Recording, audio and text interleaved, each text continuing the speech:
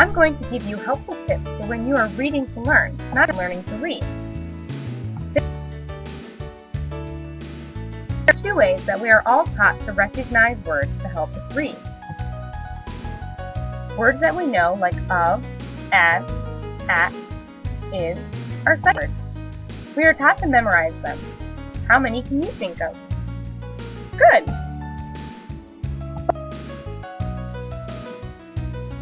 Words that are bigger or harder aren't taught as sight words.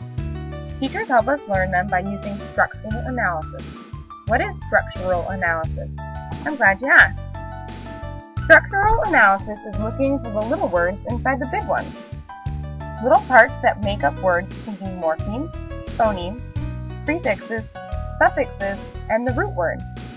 Confused yet? Let's have a refresher. Pop quiz. Don't worry, you won't be graded.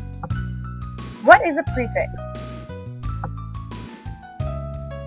A prefix is a part of a word that is attached to the front of the word. Good job! What is a suffix? A suffix is a part of the word that usually comes at the end of it. It can also change it from a verb to a noun, like create to creation.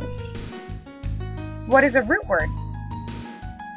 A root word is the part of the word that you take away from the prefix and the suffix. Let's try something a little harder.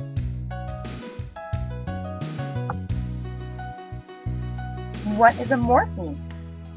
Yep, a morpheme is the meaningful part to make up a word, like transportation. Great job! How many morphemes do you think transportation has? That's 3. Trans, port, and the suffix ion. There's no stumping you. And last but certainly not least, what is a phoneme? It's the smallest unit of sound in a word. Too bad I wasn't grading you. You would have passed with flying colors. So, structural analysis is looking for little words inside bigger words. For example, do you recognize the smaller word within the word prevention? Did you find prevent? Prevent is the base word for prevention. ION is a suffix that changes the word. It means state or condition. Let's try to find the meaning of a word by breaking it down into its smaller parts. Realize. You know what real means, but did you know the suffix IZE means to make? So realize is to make real. Try finalize. When you think of its definition, could you say to make final? Yep. See how that works? Easy, right? Sometimes. What about when you are trying to figure out new words? Going from the whole to part is a lot easier than going from the part to the whole. Let's try congregation. Let's use this table to help us. The prefix con means with, the root reg means flock, and the suffix ion means state or condition. When we put it all together, it should mean the state of being with the flock. When you think of a congregation at a church, or politicians in its capital, it fits, doesn't it? And we didn't have to look it up in the dictionary. We figured it out all on our own. Give yourself a pat on the back. But if this way can get tricky. Why don't you try this one on your own using the table to find its definition? Capitation. Did you think that capitation means the state or condition of the head? It should be when breaking it down. Actually, a uniform tax imposed upon each person. Confusing, I know. Word parts make more sense, especially when you already know the meaning of the complete word. And that leads us to our next helpful hint reading.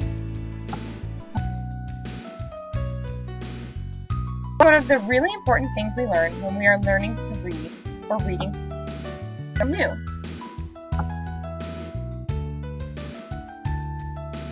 Vocabulary! Did you know that when you were in school in kindergarten, you learned nearly 14 new words each day? That's about 5,000 words per year. And the time you graduate high school, you'll know over 60,000 different words. Even more than that, by the time you're an adult, you could know over 150,000 words. That's a word. Raise your hand if you've ever had to take a vocabulary test in school. Were you given a list of words and asked to find the definitions for them? Were you asked sometimes to use those words when making new sentences? Me too. Teachers do this to help you learn and remember new words. But were you like me and knew the definitions of some words but didn't know how to always use them the right way in sentences? Well, you're in luck. There are other ways that can help you remember those words better than just memorizing them. My teacher calls it pre-teaching, which you'll remember the prefix pre means before. So it's a trick she uses to help me learn before she's teaching the subject. Say you want to teach you all about the Twilight book, or March Madness, a basketball tournament. I don't know anything about those two subjects, so there may be some words that I don't recognize right away, and some I may be meaning to. You would have to help me build background knowledge, so I could understand what you were talking about when you were teaching me about these new subjects. For starters, let's pick out words that you think would be new to me, or are important to understand what you are teaching me. If I think of which words are important, maybe start with words that are new to you when you were learning about the subject. To throw in words that you think are really important I know to help me better understand. For Twilight, I don't know who the Volturi are, or why it is important to be on Team Edward or Team Jacob. Who's a werewolf and who's a vampire? Don't vampires only come out at night? And what does saga mean? I'm confused already. And for March Madness, I know very little about basketball, so you might want to teach me new words like what NCAA stands for, and how tournament plays, or even why travel doesn't mean going on vacation. Look at all these new words we've already learned, and I'm sure there are plenty more you think we could add to the list. Another way to help me remember is to get involved, like acting it out.